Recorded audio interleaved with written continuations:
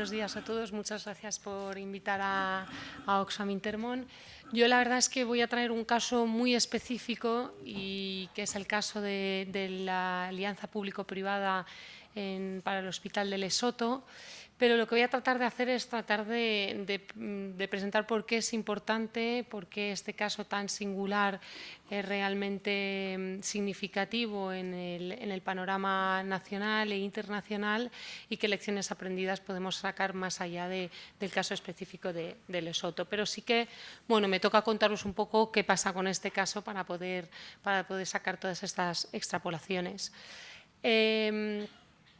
Cuando el Banco Mundial hace un análisis de la pobreza de Lesoto, y solo por daros unas pinceladas, bueno, supongo que os imagináis, pero Lesoto es uno de los países con mayor ratio de SIDA en el mundo. De hecho, es el tercer con ratios de 30% de prevalencia sobre las mujeres, 20% sobre los hombres, donde en 2 décadas la tasa de esperanza se ha reducido en 10 años, ahora es de 50 años. Quiere decir, en este contexto nos estamos moviendo, donde 50%, casi el 60% de la población está por debajo de la tasa de pobreza, ¿no? Entonces, en esta situación, el Banco Mundial hace un análisis de cuáles son las apuestas que debe tener y especifica que salud es una de ellas. Entonces, en este contexto, se hace un análisis del principal hospital del país, que está en la capital, y se decide que está totalmente destruido, que no tiene las capacidades necesarias para abastecer a la población urbana y que se tiene que reconstruir. Entonces, la propuesta es hacerlo a partir de una alianza público-privada. Se construye en 2009, en 2011 se inaugura. Este es un caso absolutamente simbólico, es la primera alianza público-privada en África, en un país de ingresos bajos y en temas de salud, ¿no? O sea, tiene todas las singularidades. Además, es un partenariado también excepcional porque cubre todos los aspectos. Normalmente, incluso en España, tenemos partenariados también en el ámbito hospitalario, pero no llegan hasta este nivel. El partenariado estuvo en todas las etapas y ahora es quien gestiona la totalidad del hospital, ¿no? También el rol específico, yo creo que también aquí una de las lecciones aprendidas que podemos sacar, que tiene la Corporación Financiera Internacional, que es el brazo crediticio del Banco Mundial, que además, cuando una vez se termina de construir este hospital y se pone en funcionamiento, bueno, pues ellos destacan que esto es el inicio de una nueva era en el sistema de privatización de los hospitales y lo presenta como el buque insignia a seguir para otros países, ¿no? Bueno, no quiero aburriros mucho con las cifras de cómo es este contrato ni nada en concreto, pero nada así de mucho detalle, porque si no va a hacer muy aburrido, pero sí que podéis ahí leer un poco los detalles del contrato. Lo que pasa es, finalmente lo que supone es que se licita, lo gana un consorcio sudafricano, Netcare, que es un gran emporio en la región y donde también hay por condiciones una condición del Banco Mundial es que haya un grupo de locales, de unos accionistas locales, con lo cual también forma parte de ese consorcio. Se otorga por 18 años a este consorcio y después pasa a manos del Gobierno. Ese es el acuerdo. También decir que el acuerdo abre todo tipo de posibilidades para aumentar el coste y el objetivo que hay detrás de la privatización, que esto es una teoría, es una ideología que hay detrás de cualquier privatización y en el ámbito de la salud en concreto, es que se considera que el sector privado va a poder gestionar mejor los riesgos que supone un hospital y que tiene mayor eficiencia para reducir estos riesgos, ¿no? Este es el axioma que hay detrás de la privatización, ¿no? Con lo cual, ¿esto qué significa? Que lo que se estipulaba en el contrato es que para el paciente el coste iba a ser el mismo que había estado pagando con el hospital antiguo, que era público, pero que a cambio de ello iba a mejorar los servicios. Van a ser mejores servicios con mayor calidad, mismo coste para el paciente y mismo coste para el Gobierno. Porque, como veis, también aquí el Gobierno tiene que participar invirtiendo, tiene que pagar un coste anual determina por una serie de valores de una inflación médica, que se denomina así, pero además tiene que pagar por el exceso de pacientes. Como veis ahí, en el contrato se estipula el número de pacientes, tanto hospitalizados como de consultas externas, y todo aquel número de pacientes que exceda a esas cifras es el Gobierno quien tiene que pagar todo esto, ¿no? A todo esto, recordar que es la Corporación Financiera Internacional quien está dando el asesoramiento para este tipo de contrato, que ya como empieza a dar indicios no resulta muy neutro ni muy positivo para el propio Gobierno, ¿no? Además, decir que pasa, y que también ha sucedido en el caso español y en otros muchos, es que todos aquellos pacientes que sean considerados que su tratamiento va a ser muy caro, son trasladados a otros hospitales y no es el propio hospital quien gestiona ese paciente y se hace cargo de esos costes. O sea que al final se quedan con los pacientes que menos costes van a tener y los demás es el Gobierno quien tiene que hacerse cargo de ellos. También decir que el Banco Mundial aporta también una cuantía significativa a este proyecto. ¿Cuál es la realidad? Recordemos que el objetivo era que el coste se iba a mantener tal y como había sido. La realidad ha sido completamente distinta. Cada año, desde el 2011 que se inauguró, se ha ido comiendo mayor proporción del presupuesto sanitario. Actualmente, en el 2014, supone ya el 51% del presupuesto sanitario, que son unos 67 millones de dólares anuales. Esto, bueno, ya veremos qué significa para el coste de oportunidad que supone esto. Pero la realidad es que ha aumentado en 4 veces el presupuesto inicial que se estipuló, y en cualquiera de los casos, si esto hubiese sido analizado y se hubiese previsto este incremento de coste, tanto el Banco Mundial como la Corporación Internacional Financiera nunca hubiesen aceptado, porque ya se había establecido así, que nunca llegarían a estos ratios, ¿no? ¿Cuál es el futuro? Ya no solamente que haya aumentado y que ahora mismo se esté comiendo tanta trozo del pastel, sino que además se prevén que los costes sigan aumentando. Para los próximos 3 años, empezando por el 2014, el presupuesto sanitario va a aumentar en un 64% y casi el 100%, el 85% de este incremento se lo va a llevar este consorcio, ¿no? O sea, el gestionar este hospital. Frente a esto, ¿cuál es la realidad de Lesoto? Ya os daba algunas pinceladas cuál es la realidad, pero recordemos que esto es un hospital que al final gestiona a muy pocos pacientes para toda la proporción de población, donde además el 75% de la población vive en las zonas rurales, con lo cual nunca van a poder acceder a este hospital, además teniendo en cuenta las dificultades de transporte en el país. Con lo cual esto es lo que supone, e incluso el propio Gobierno ya en los presupuestos de este año pensó que sería mucho más eficiente construir un nuevo hospital para hacerse cargo del exceso de pacientes que pagar al consorcio sudafricano por el pacto que habían firmado. Frente a todo esto, ¿cuál es la realidad del sector del consorcio de esta empresa? Están sacando una rentabilidad del 25%. Esto es una tasa exponencialmente alta. Haceros una idea que el de Alcira es un 1,6, que es el caso español en Valencia, que es como el caso por antonomasia. En el Reino Unido están alrededor del 13-14%, que son los que más tasa de rentabilidad están teniendo de las alianzas público-privadas en salud, ¿no? Con lo cual, esto es un 25% y la inversión inicial ya se ha multiplicado por 8, ¿no? Estos son los beneficios de la empresa.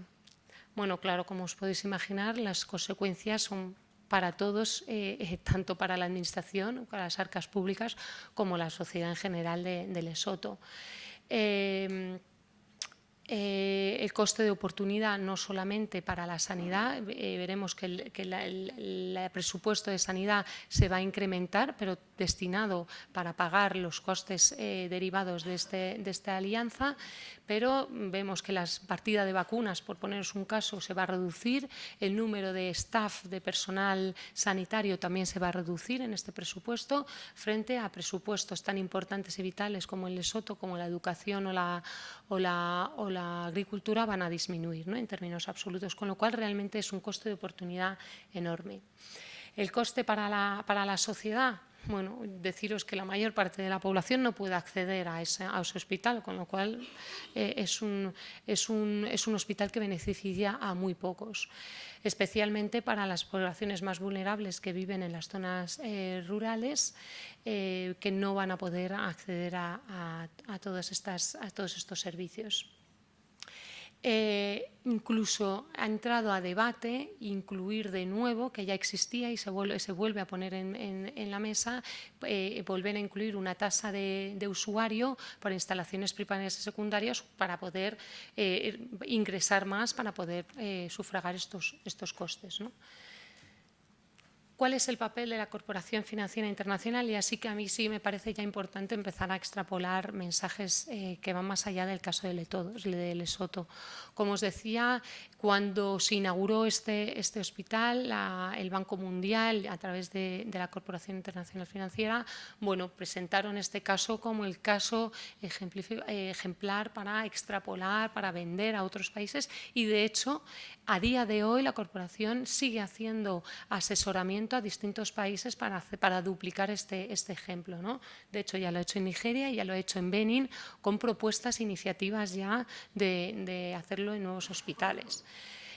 No quiero ir a las casuísticas específicas de por qué. Al final el rol de la corporación era hacer asesoramiento, asesorar al gobierno y justamente blindar al gobierno frente a un consorcio que ya tenía experiencia en hacer este tipo de cosas, frente a un gobierno que no tenía esas capacidades, no tenía el conocimiento, con lo cual ya era una negociación que no era equilibrada. El consorcio lo que aporta es su capacidad, sus conocimientos para equilibrar esas negociaciones. Lo que vemos que el objetivo no ha sido conseguido, el objetivo de reducir el coste no ha sido conseguido, y esto hay dos cosas importantes. Una, sin duda, la negligencia del propio asesoramiento de la corporación financiera, y en segundo lugar, el segundo tema que quiero sacar en conclusión perdón, es cuestionar los costes derivados de las alianzas público-privadas del sector salud, donde ya ha sido más que comprobado en varias ocasiones y en países desarrollados,